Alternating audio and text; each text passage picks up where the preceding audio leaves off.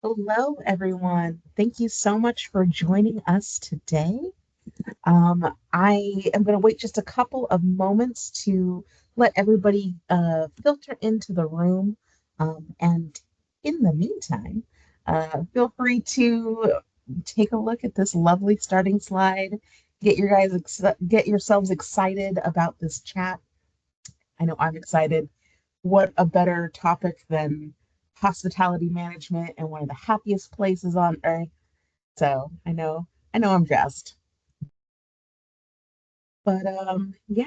So as we're filtering in, just want to introduce myself. My name is Jenna Quinn, and it is my pleasure as the Assistant Director of Alumni and Affinity Engagement to welcome you all to this edition of the 49er Industry Chats. Before we start, just a couple housekeeping items. Just informing everyone that this session is being recorded. So really what that's going to mean for you is that it will be available for you to watch again on demand on our website at www.csulb.edu/alumni. So you can feel free to watch it again, like I said, share it with a friend or a colleague or anyone you might feel might get something good out of it. And since this is a webinar format, though, if you are here with us live today, we encourage you to go ahead and use that Q&A box to submit any questions for our guests today. And you don't have to wait until the end. You can just, anytime you have a question, just pop it in there and we'll get that question relayed on over. And just as a note, in recognition of Mayor Rex Richardson's initiative, Grow Long Beach, I want to we want to let everyone know that this semester we're focusing our 49er industry chats on the hospitality and tourism industries, which is one of the industries that Grow Long Beach is aiming to bolster in our community. And so we are very excited to feature our guest today as a part of this specialized series, Marybeth Miller. Welcome, Marybeth. Thanks So so much. Sorry, me and the mute button. no problem. I just wanted to say hi before I read off your bio because I wanted to give everybody a little bit of context, but also to say hey. So uh Mary Beth, your bio. So Mary Beth Miller is a general manager of Disneyland Park operations and has worked with the Walt Disney Company for more than 20 years. She has experience in both operation management and human resources management, and Mary Beth earned her Master's of Business Administration from Cal State Long Beach in 2007. Mary Beth, thanks so much for joining us. I'm going to turn it on over to you. I know you have a little bit of a presentation planned for us, so thanks so much. Yeah, great. Thanks for the intro, Jenna. I appreciate it. Yeah, 2007 feels like a really long time ago now. But that's all right. We'll uh we'll get through this. All right. Can you all see my screen? Yes, I can. You're good. All right. So, I am going to give you a little bit about my leadership journey at Disney. I will caveat this by saying I do not speak on behalf of the company. This is my personal story and not the anything necessarily affiliated with Disneyland or the Walt Disney Company. Gotta love all the legal stuff. All Not right. important, but we're good. It is, it is. All right, so I actually started at Disney in 1996. I started as an attractions hostess in Tomorrowland Attractions. I was going to school actually at Penn State for my undergrad, and I grew up here in Southern California in a little town called Diamond Bar. And I needed a job when I came home from school during my breaks, and so Disney was what I did. About halfway through my time at Penn State, it got really expensive with out-of-state tuition, and so I decided to come on home.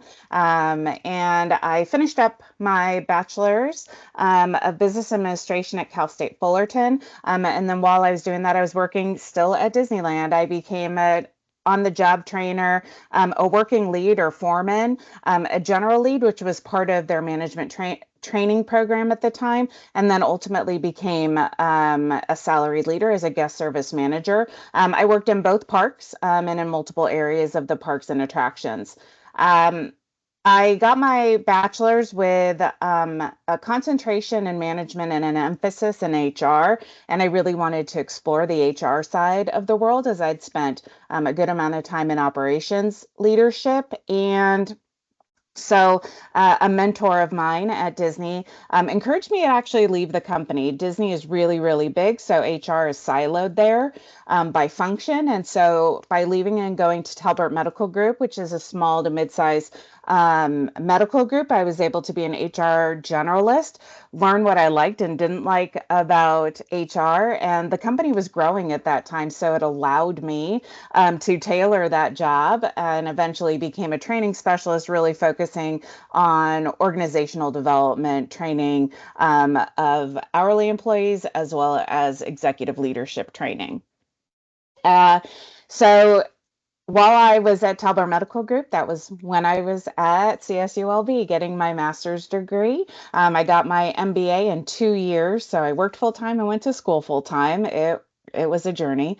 And then in 2007, thanks to having that MBA, I was able to go back to Disney. I went to HR in what's called the Disney University. It's one of their training arms of their business. I had multiple roles there, from leadership development manager, curriculum manager. As a curriculum manager, I was able to help design both leadership content and also the day one orientation for our parks cast. It was actually a global project, so I was able to help get all of the sites across the globe all on this same curriculum, which was excellent there. I then went to what we call the enterprise learning, which was corporate learning, dealing with all of the segments of the Walt Disney Company. I did that for a couple of years, and my last role in HR was as the senior manager of Disney University for the Disneyland Resort and Walt Disney Imagineering. So I split my time between Anaheim and Glendale.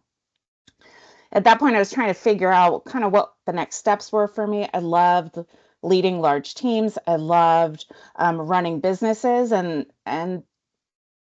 there isn't a lot of that in HR. So I made the choice to go back out to operations, and I became the senior production manager, which is an operations manager role. I went back to my home in Tomorrowland Attractions and did that for about 3.5 years. About 6 months after we had reopened post-COVID, which was in 2021. I was asked to move over to be the senior production manager for Disneyland Park Custodial. Disneyland Park Custodial has a lot of heritage to it. I will tell you, I was only the sixth senior manager to lead Disneyland Park Custodial in the entire history of Disneyland Park. And my cast still to this day remind me I have the longest tenure, or the shortest tenure in that role, of only 4 months, because then I became the role I'm in now, which is general manager of Disneyland Park East operations. I'll give you a little bit of context on some of those photos. So that's me at Star Tours way back in the day. Me with Mickey at one of our graduation celebrations for our leadership development training. And then down on the bottom is me leading in guests to get their wristbands to experience Star Wars Galaxy's Edge when we opened that. Oh my goodness, those are amazing. So this is a little bit of me today. So today I lead Disneyland East park operations. So you can see from the photos there, I've got my hands in a lot of different pieces and parts. So I'll give you a little bit of insight into my scope. I've got about 2,600 hourly cast that I am responsible for, with about 60 salaried leaders leading the day-to-day. Our business includes one dining event. It's called Skyline Terrace. It is a premium dining experience with fireworks views. There's two quick service restaurants in my portfolio. They are two of the largest and most profitable in the entire Disneyland Resort, in Galactic Grill and Alien Pizza Planet. There's 5 vending cart locations, so things like churros, popcorn, and pretzels. I have 6 retail stores that I am responsible for. The largest being Star Trader, which is the largest retail location square footage wise outside of Main Street. And I also have the number 3 pin trading location in Tomorrow Landing. There are 7 attractions that I'm responsible for. One of them is in the photo there, beautiful monorail blue. So I'm responsible for the monorails, uh, Finding Nemo Submarine Voyage, the Autopia, the one and only opening day attraction left in Tomorrowland. Then there is the Astro Orbiter behind me. Buzz Lightyear Astro Blasters, Star Tours The Adventure continues. Don't worry, for those of you that are fans, it is going back into what we call jukebox mode soon, with all of the scenes that are possible there. And then probably the biggest and most well-known and beloved attraction in Tomorrowland is Space Mountain. And then we've got 4 character experiences and entertainment. And then I've got custodial operations. So as if Tomorrowland wasn't enough, I have the entire park's custodial operations. It is a 24-hour-a-day operation. I have both the day custodial team and the night custodial team. So the day team basically maintains what the night team did overnight to get the park ready for our day guests. I want to give you a little bit, since this is really around hospitality and tourism, as we think about theme park management and true hospitality. What does it take to do what I do? Number one, it is a 24-hour, 7-day-a-week responsibility. I could get calls in the middle of the night, or I can have them in the middle of the day. We work holidays, we're open all the time. The things that I'm balancing are my guest experience, my cast experience, and our financial results. We call it a 3-legged stool because we got to balance all of those things in order to be successful.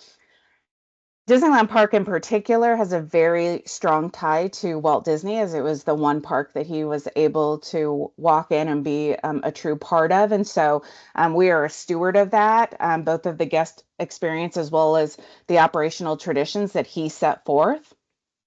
We have to look at big picture, but then of course, every detail is important to us too. So if you're in the park and you see me, you will see me with a trash picker in hand, picking up trash, just the same as any other cast member would. We work with the commercial and marketing team a ton as we try to drive guest demand for the Disneyland Resort. And then, of course, when you have 2,600 cast members, all of those are union cast members, quite honestly, and they are in 4 different unions. So I work a lot with my employee relations, labor relations, and HR partners to help support me through that. And then I'm constantly having to think about the future, as we continue to invest in the Disneyland Resort. I've got to make sure that I'm a good steward of the capital developments that the company and shareholders approve for us. So that is a little bit about me and what it takes to be a leader in park operations at the Yeah, Disneyland Resort. a leader in park operations in 5 minutes or less, right? Right. That's the get to it. But I want to make sure you all have plenty of time to ask any questions you have. Absolutely. Well, hey, as much as I would love to just sit here and ask you about all of the different things Disney, right? And turn this into a Disneyland chat. Yeah, I kind of have some questions surrounding your experience and your career experience. And so, I mean, the first thing I want to kind of delve into is this you worked while you were in school, right? And I so did. yeah, that can be definitely, we hear all the time from our working students, especially being a commuter campus, that's a experience that's very common. So how did you balance, the responsibilities of your job along with still being in that HR space and developing your career? Yeah, that's a great question. It was a lot, right? I spent hours and hours on campus on Tuesdays and Thursdays, that's for sure. And really had to manipulate my schedule. I was lucky I had leaders that were really supportive of me doing this. And so they knew like I was bugging out of the office at 4 p.m. On class days to get to campus on time.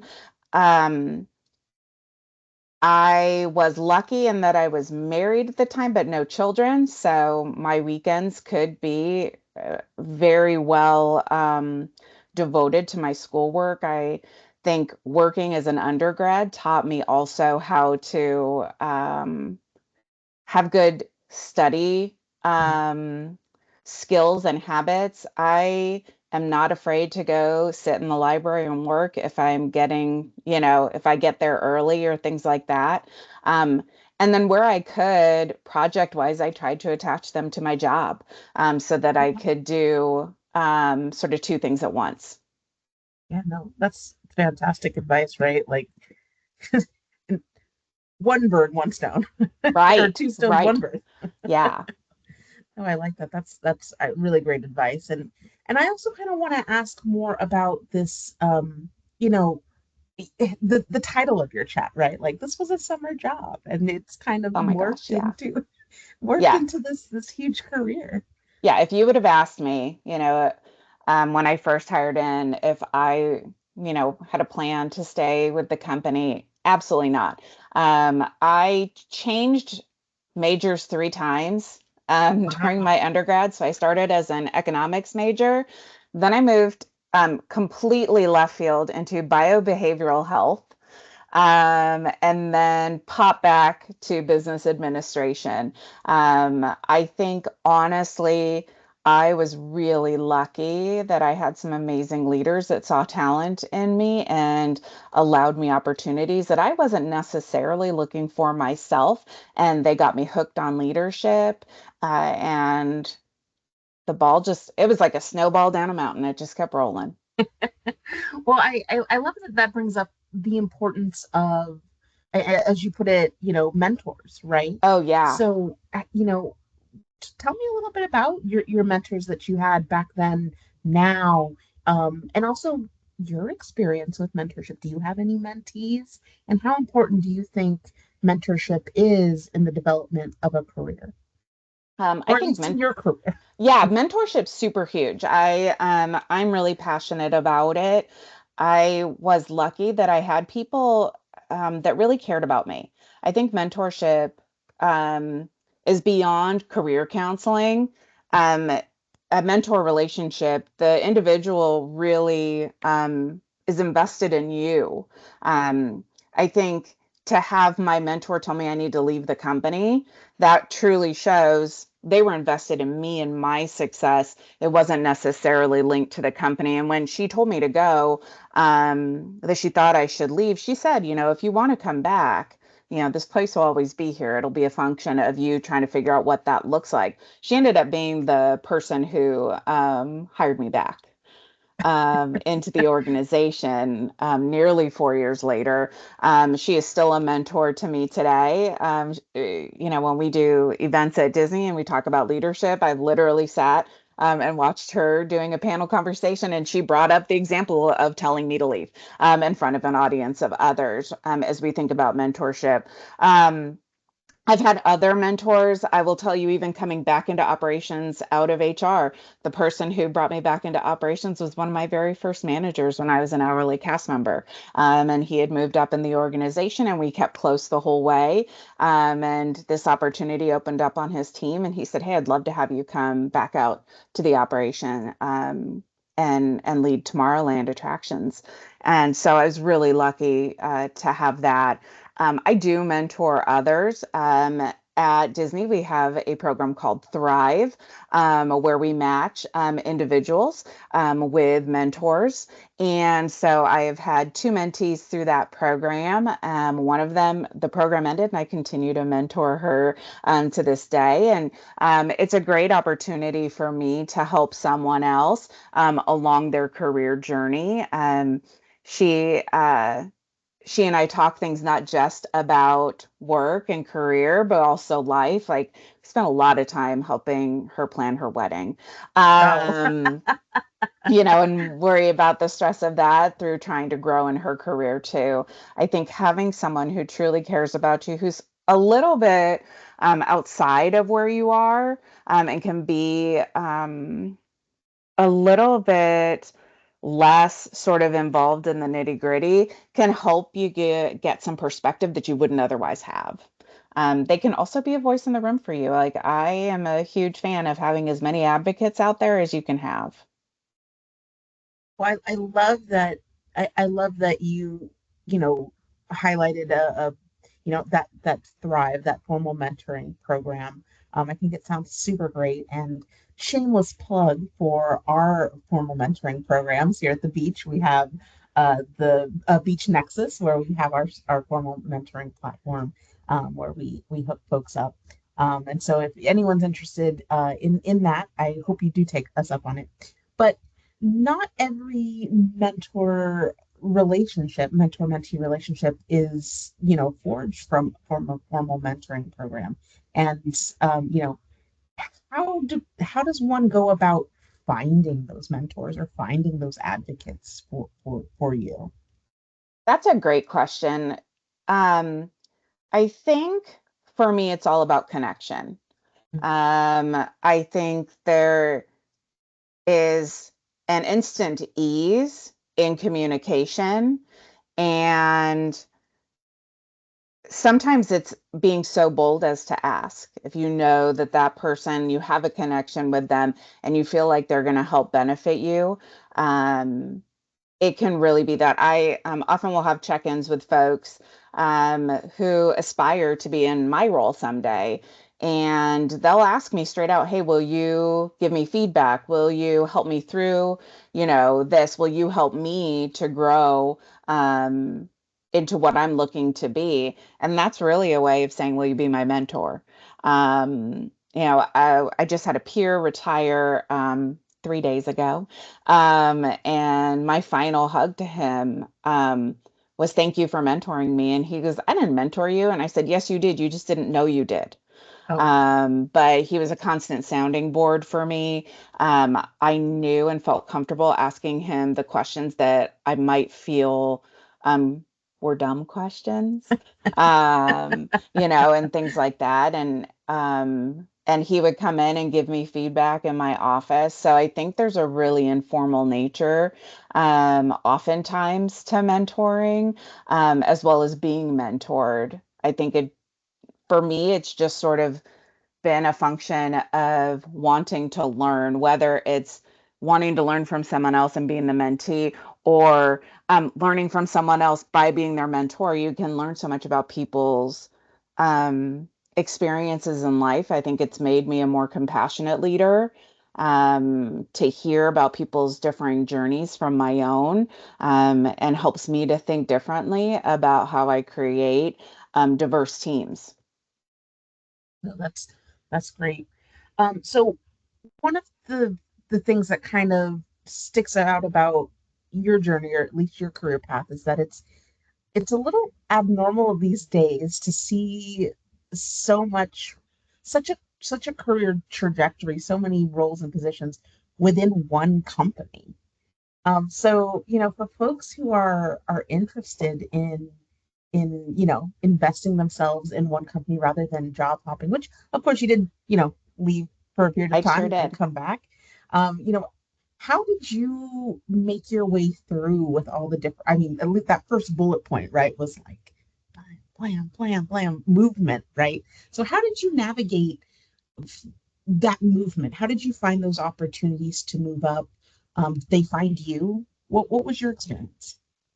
Yeah, I think it's a combination of both. So I am the type of person that at about 3.5 years in a role, I start to get bored. So somewhere around two, I'm looking for what's probably next for me. Um, I am very well aware of what I like and what my strengths are. I love going in and solving a problem, but managing the status quo is not typically something that I enjoy a ton. Um, so I think at the beginning I was tapped a lot. So tapped for trainer, tapped for working lead. I think I applied, I think I finally started to get my act together. And when it came to general lead and being a guest service manager. And then it truly has been about a learning journey for me. I'm voracious about it and I constantly want to be challenged. And because of that, um, I'm really open with my leaders about where I'm at and how I'm thinking about things. I'll give you an example. When I was with the Disney University, I had applied for a leadership position within the university and I did not get it. And the feedback they had given me was very specific, but I didn't feel like I could get it in the role I was currently in. And so at that point, I started applying for other jobs within the company. That's the great thing about Disney or other large companies. There's often a lot of opportunity within it.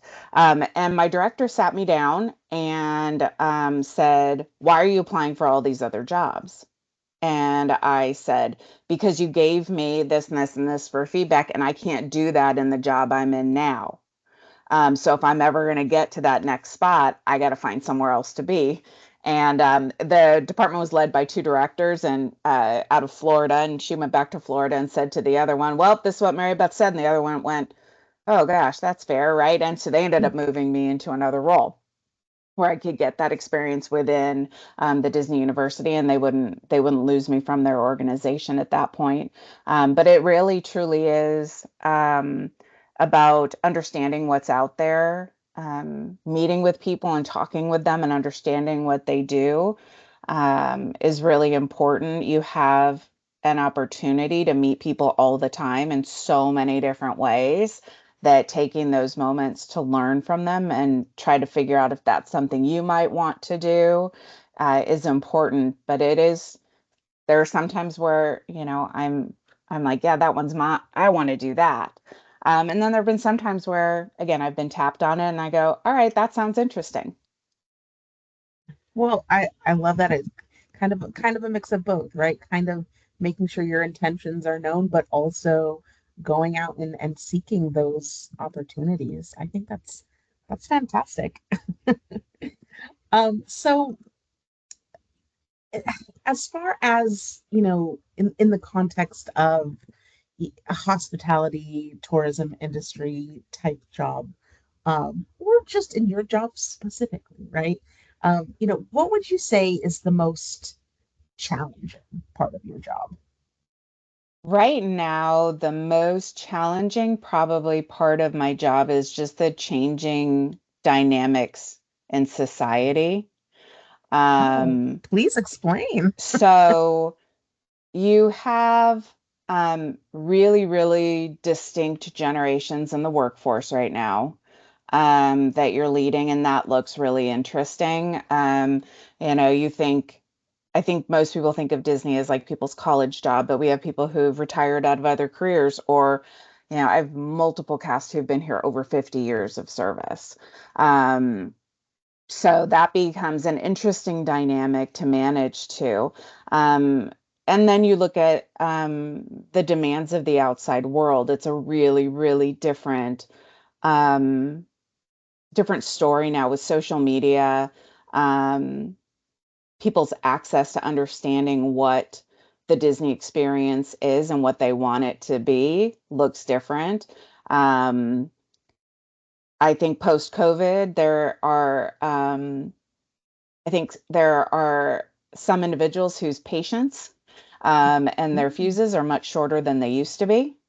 And that creates an interesting dynamic for us within hospitality. Um, and then I think with the advent of technology in a business that is so human focused, it can be interesting to really help people understand what service looks like and what it takes in order to do that. Because there's a lot of folks that if they could just live behind their phone and text the conversation to someone, they would prefer that than having the one-on-one conversation. When you think about hospitality, and particularly the type of experience we hope for at Disney, we are having to take a little bit of a step back right now and really think about how do we um, help these newer generations understand how to engage. That's so fundamental. It re it is, but at the same time, you get it. You have, individuals who are, in their late teens and early 20s that grew up in the COVID era, who were unable to finish school in person, for example, and had so many milestone experiences impacted for them that now we're seeing some of the lasting impacts of that. And we're trying to do our best to help them through that. Wow, that's incredible. Well, I want to circle back to that, but I want to ask part two of my question, which is what's the most rewarding? Oh, my favorite part of my job is seeing others reach their career goals and milestones. I just love developing leaders, leadership development being a good part of my time with the Disney University and in HR. That's some of my favorites. My favorite stuff is watching people do things that maybe they didn't think they could. I love it. Growth, so growth focused. I love Yeah, it. Well, so yeah, I kind of want to circle back to a couple things that you had mentioned. First being COVID. The hospitality and tourism industries were just, very, very impacted. It's like the top of mind thing when people think back to COVID times about yeah, the impact of it. And you were there through it. How did COVID impact your job, your yeah. career, and the park? I'm not speaking for the company, of course, but in Sure. your experiences, and how has it been since? Yeah, particularly here in the state of California, our rules were really, really strict in COVID. And so I was lucky. I was only furloughed for about 6 weeks. So I was really lucky, but others weren't. And because of that, we lost a ton of talent and a ton of experience, from our frontline cast, as we call them, because we don't call them employees, we call them cast members. And so that was super interesting. When we came back from COVID, I don't think this would be a surprise to anybody. It was a very, very heavy focus on safety. We had a lot of rules and regulations that we had to follow, and are really our number one goal. It always is our number one goal, is to keep our guests and cast safe. But that was like a whole other ball game when it came to safety. I mean, none of us had ever operated during a pandemic. Um, so that was really, really interesting. And then at the same time, you had a social reckoning going on with inclusion and diversity.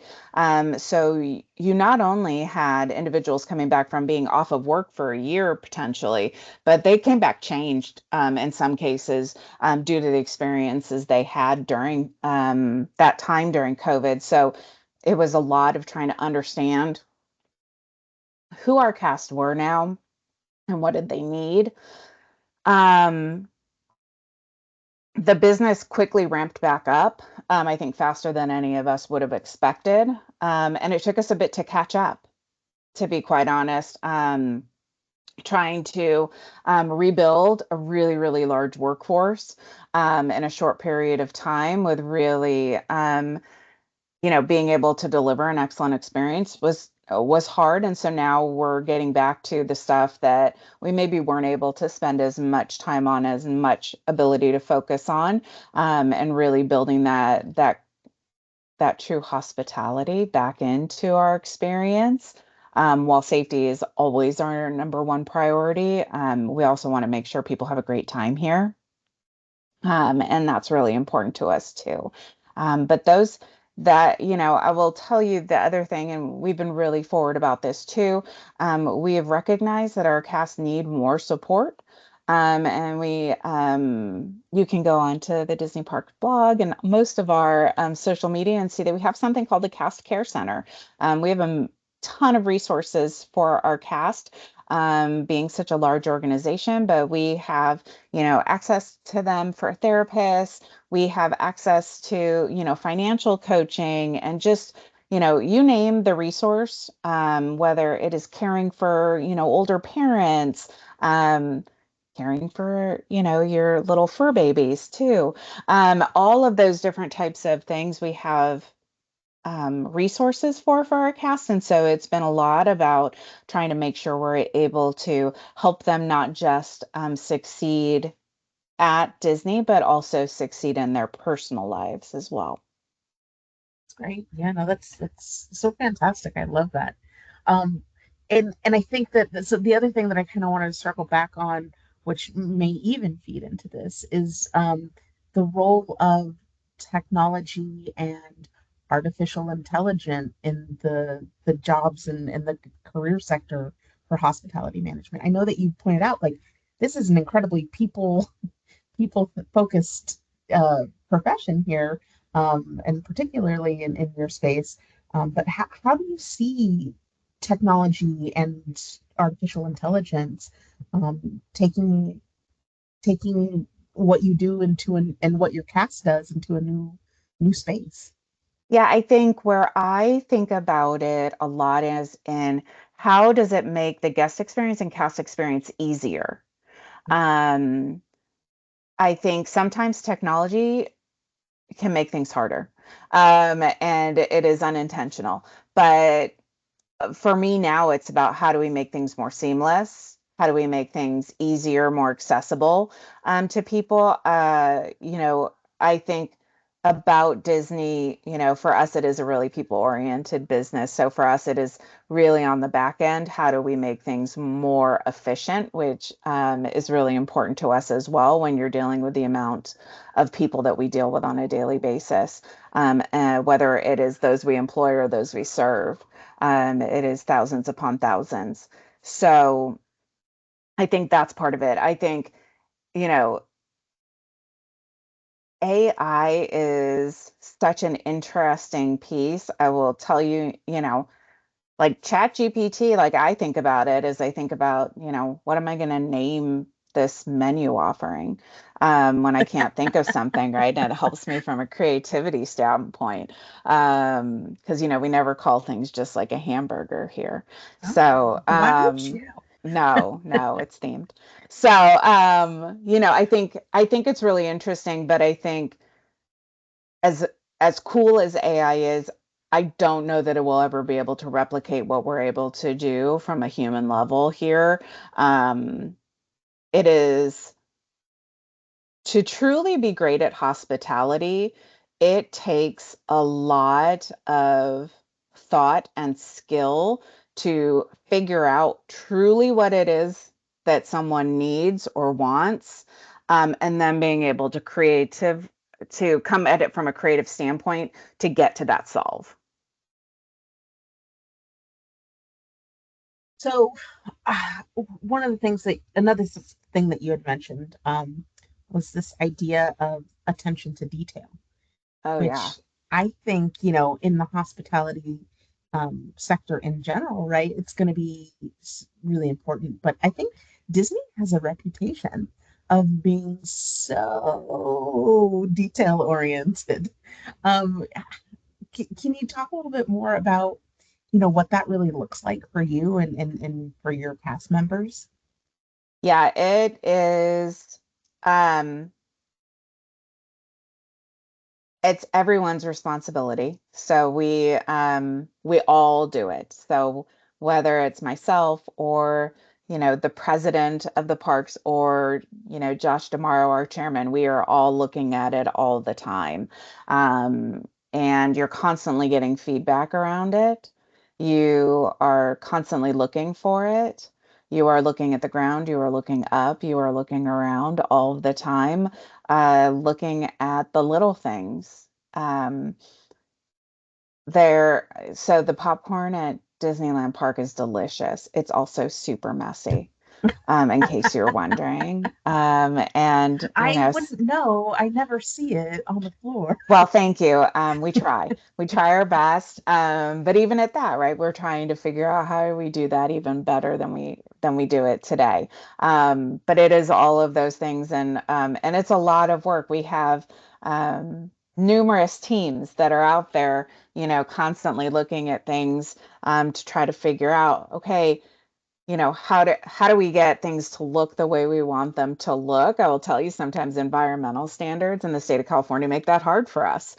We can't use certain paints, and things like that that would probably stand up better to wear and tear than some of the things that we have. And so then we just got to keep on it, and um, it's just part of what we do, is looking around. That's great. And pro- professional development. I just want to touch on it really briefly. I think Disney has this incredible model that sounds like you were very much a part of building and leading there with Disney University. Um, for you, right? Like, how would you say would be the best way to get just different professional development opportunities, or advocate for professional development opportunities within your space? There's so many great opportunities out there. I think this is where social media can actually play quite well for you. If you look at some of my algorithms, I think they are, around leadership development and things like that. There are some great, great um, authors and speakers out there right now that are thinking about things. I often encourage folks to find somebody that they really connect with. You can get, short YouTube clips, right, to give you a sense of whether or not, you're gonna be a fan or not. Listening to others, learning about what others are doing. I think I always tell people, take advantage of your commute to work, whether it's a podcast or an audio book. There's so much. I think there's more information on leadership development today than there ever was. And your ease of access to it is awesome. You can, if you want to attend a conference, I think, be prepared. I think you can 100% ask your company if they will, pay for that for you. And if they don't, you have to decide whether or not, it's important enough to you. And if that's how you want to spend your funds. There's plenty that I've gone to on my own dime, because it was something I was super passionate about and I really connected with the author or the topic or whatever it was. I think becoming a part of professional organizations can be huge, not just from a networking standpoint, but also they often bring in guest speakers who are going to be able to give you insight into something. Being a part of this, I think this is a great way to develop your leadership by learning from somebody else's experience who has a similar experience to you potentially, in this forum from an education standpoint. So I think those are all things that I recommend to people. And then also just do self-learning too.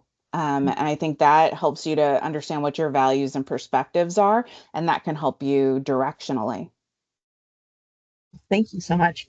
I never am able to believe it, but particularly for this chat, I don't know how it happened. We're at almost the end of the chat. So thank you so much for all of your time. But I love to close with this question, which is, if you, I usually say time machine, but this time I'm gonna say had a magic wand and were able to take yourself back to when you were first graduating as an undergrad or first graduating from CSULB, you take your pick. If there was a piece of information that you, or a piece of advice that you could give yourself, what would it be? Oh, wow, that's a great one. Um, I think that it would be, don't underestimate your own perspective. You get a lot of information from school. There's a lot of theory and perspective from your professors and your lecturers. You hear it a lot in the workplace of perspective. Um, but your individual perspective is also really, really valuable and will help set a course for you to keep you on the right direction. Awesome. That is so beautiful, so wonderful. And I assume that's also advice that you still give to people today, right? Still give to people. I tell more people, I shouldn't believe in you more than you believe in you. I love that. Oh my gosh, I'm gonna make that I'm gonna cross stitch that on something. That's wonderful. Put it up in my office. I love that. Well, Mary Beth, thank you so much for your time today. I think there was a lot of great tidbits here. Um, I don't ever get rid of the little green men macaroons in Tomorrowland. They're literally my number one favorite Oh must my do at gosh. Disneyland. Okay. I would die if they left. So just know that. Okay. But yeah, and thank you all to those of you who joined in with us today or are watching this later at home. We really appreciate your time and we hope that you got something good out of here. We want to invite you to follow us on social media. We are at CSULB alumni on all channels. And again, you can watch this again or send it to a friend by looking at our video library that exists on csulb.edu/alumni. Additionally, if you are interested in how you can best prepare yourself here for a role in hospitality management or tourism here at the beach by majoring in it, we encourage you to reach out to our hospitality management department. That's hospitality management at csulb.edu, where you can talk with uh, our wonderful faculty members there, and they can let you know what we're doing over here. And with that, thank you all so much for joining, Mary Beth. I can't thank you enough. This has been fantastic. Thank you so much. Go Niners. All right, bye everybody. See you next time.